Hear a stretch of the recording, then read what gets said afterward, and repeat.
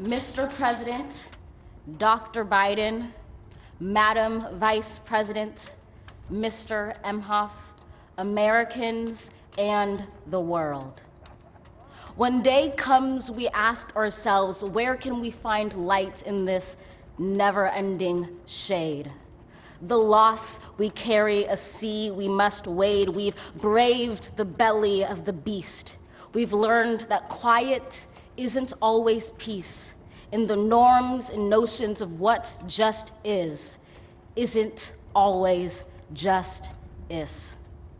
And yet the dawn is ours before we knew it. Somehow we do it. Somehow we've weathered and witnessed a nation that isn't broken, but simply unfinished. We, the successors of a country and a time where a skinny black girl descended from slaves and raised by a single mother can dream of becoming president, only to find herself reciting for one. And yes, we are far from polished, far from pristine, but that doesn't mean we are striving to form a union that is perfect. We are striving to forge our union with purpose, to compose a country committed to all cultures, colors, characters, and conditions of man.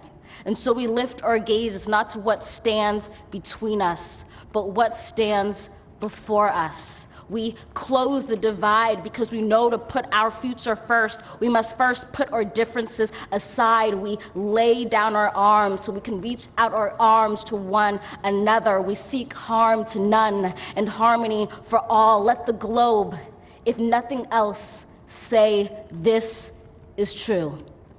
That even as we grieved, we grew, that even as we hurt, we hoped, that even as we tired, we tried, that we'll forever be tied together, victorious, not because we will never again know defeat, but because we will never again sow division. Scripture tells us to envision that everyone shall sit under their own vine and fig tree, and no one shall make them afraid.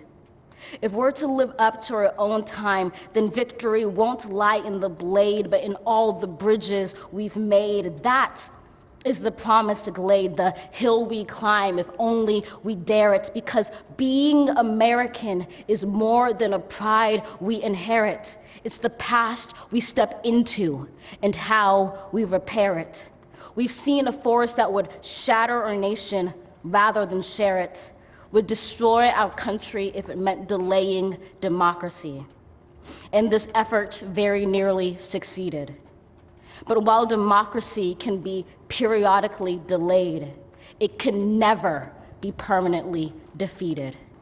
In this truth, in this faith we trust, for while we have our eyes on the future, history has its eyes on us. This is the era of just redemption. We feared it at its inception. We did not feel prepared to be the heirs of such a terrifying hour, but within it we found the power to author a new chapter, to offer hope and laughter to ourselves. So, while once we asked, how could we possibly prevail over catastrophe?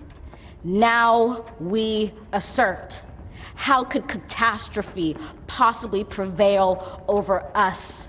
We will not march back to what was, but move to what shall be, a country that is bruised but whole, benevolent but bold, fierce and free. We will not be turned around or interrupted by intimidation, because we know our inaction and inertia will be the inheritance of the next generation. Our blunders become their burdens, but one thing is certain.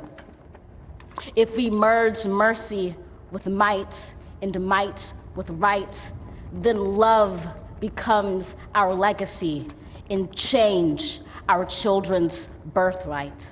So let us leave behind a country better than the one we were left. With every breath from my bronze-pounded chest, we will raise this wounded world into a wondrous one. We will rise from the gold-limbed hills of the West. We will rise from the wind-swept Northeast, where our forefathers first realized revolution. We will rise from the lake-rimmed cities of the Midwestern states. We will rise from the sun-baked South. We will rebuild, reconcile, and recover in every known nook of our nation, in every corner called our country. Our people, diverse and beautiful, will emerge battered and beautiful. When day comes, we step out of the shade of flame and unafraid. The new dawn blooms as we free it. For there is always light if only we're brave enough to see it, if only we're brave enough to be it.